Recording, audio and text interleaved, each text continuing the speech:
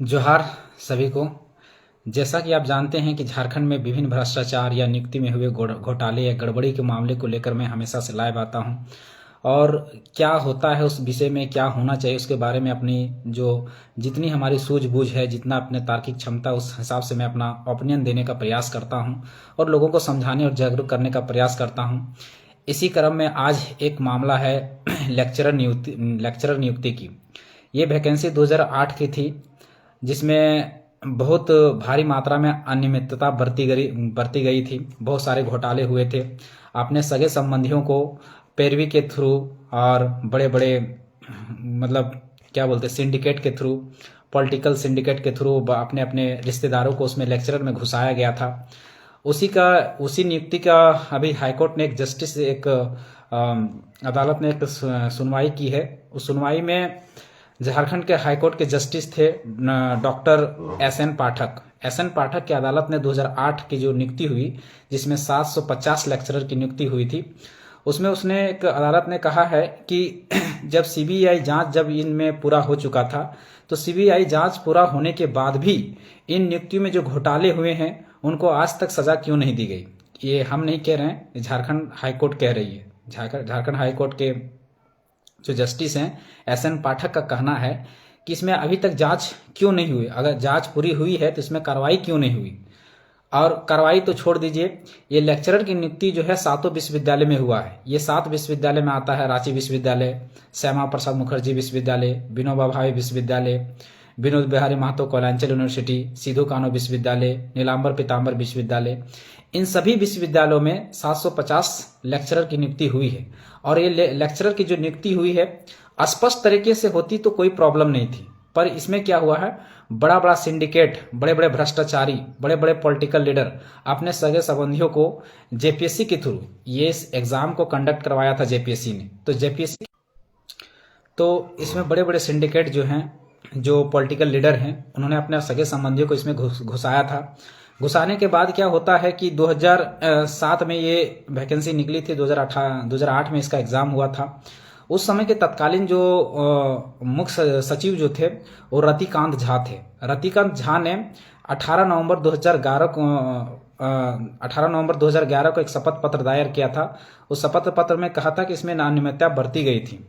उसके बाद इसमें क्या होता है कि अनियमितता इस प्रकार का था कि उस समय के जो मुख्य सचिव थे, सह सचिव जो थे, सह सचिव ने इस आयोग में जो नियंत्रक,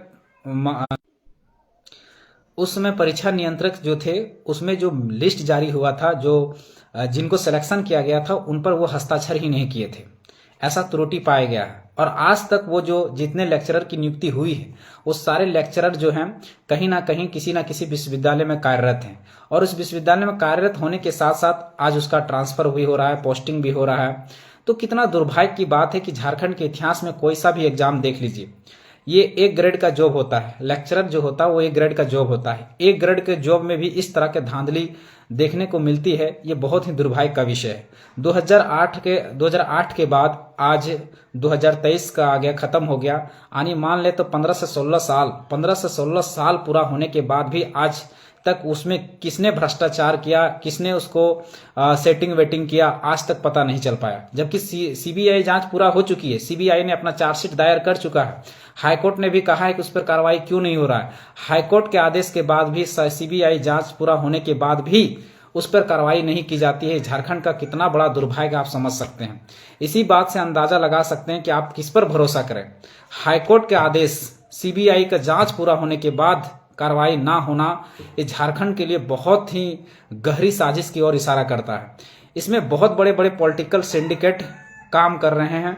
जो गरीब तबके के जो बेचारे लेक्चरर हैं, जो पढ़े लिखे, जो जिन्होंने पीएचडी किया, जिन्होंने उच्च स्तर का शिक्षा ली, वो बेचारे कहाँ जाएंगे, कहाँ उनका सिंडिकेट होगा, कहाँ से वो पॉलिटिकल अपना ये बनाएंगे। समझने वाला विषय है। गरीब घर के बाल बच्चे इसीलिए नहीं बढ़ पाते हैं। गरीब घर का बाल बच्चा पढ़ते रह जाता है, लिखते रह जाता है। पता चलता है कि बड़े बड़े जो, ये मामला कहीं सी और डी ग्रुप का नौकरी का नहीं है, ये मामला लेक्चरर की है। ये ए ग्रुप की जॉब की बात है। इसलिए ये इस पे जल्द से जल्द हम आग्रह करेंगे झारखंड सरकार से, राज्य सरकार से, कि एक विशेष टीम बनाया जाए और सीबीआई की जो चार्जशीट है उसके हिसाब से जो भी नियुक्तियों में गड़बड़ियां हुई हैं उसको जल्द से जल्द उस पर कार्रवाई की जाए और उसको जल्द से जल्द सस्पेंड किया जाए।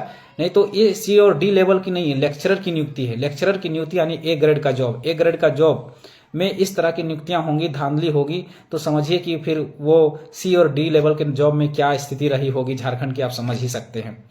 साथ ही साथ कल एक और एग्जाम होने जा रहा है जेपीएससी की। सबसे पहले तो जो भी विद्यार्थी इसमें शामिल हो रहे हैं सबको हम शुभकामनाएं देना चाहते हैं। हम चाहते हैं कि परीक्षा पूरी तरह से संपन्न हो, सही से संपन्न हो। परंतु मुझे यहाँ पर एक संदेहास्पद नजर आता है, एक संदेह नजर आता है। जिस तरह से सीजीएल में गोहाल घर को आनी जैसे तैसे, जहां कोई भी सुविधा नहीं, उस तरह का सेंटर बना दिया गया था। जस्ट लाइक जेपीएससी का कल एग्जाम जो हो रहा है, जो 11वां जेपीएससी का जो एग्जाम हो रहा है, उसी में जस्ट लाइक जिस तरह से सीजीएल में हुआ था उसी तरह का फिर से धांधली बढ़ती जा रही है, उसी तरह से अनियमितता बढ़ती जा रही है। जहां तहां जिस तरह से गोहाल घर को सेंटर बना दिया जा रहा है, कहीं फिर से ना हो कि पेपर लीक हो और पेपर लीक होने के बाद फिर से एग्जाम पोस्टपोन हो जाए, रद्द हो जाए, ये मैं नहीं चाहता। क्योंकि बहुत सारे युवाओं का भविष्य बर्बाद हो रहा है, बहुत सारे युवा इसमें पीस रहे हैं, बहुत सारे गरीब घर के छात्र इसमें लगे हुए हैं। ये तो हम गुजारिश करेंगे प्रशासन से, पुलिस प्रशासन से और झारखंड सरकार से कि अगर इस तरह का सेंटर बनाया गया है तो इन सेंटर में पूरी तरह से सिक्योरिटी का जो इंतजाम है वो कड़े से किया जाए। और जो सीजीएल का एग्जाम में जो अनियमितता बरती गई थी, जो पेपर लीक हुआ था, वो आज तक पता नहीं चल पाया, जिसके कारण से जो पेपर सेटिंग करते हैं, जो पेपर को बेचते हैं, उनके अंदर जो है डर खौफ जो है खत्म हो जाता है, जिसके कारण से वो अगला पेपर लीक करने में वो फिर से संलिप्त हो जाते हैं। आप अगर देखें पेपर लीक होने के इतिहास को, अगर देखें अभी 2-3 महीने की बात को, तो 2-3 महीने में राजस्थान में भी पेपर लीक हुआ, लेकिन उसका जो मास्टरमाइंड था, उसका जो सरगना था, वो पता चल गया। यूपी में भी पेपर लीक हुआ, उसका जो मास्टरमाइंड था, उसका जो सरगना था, वो पकड़ा गया।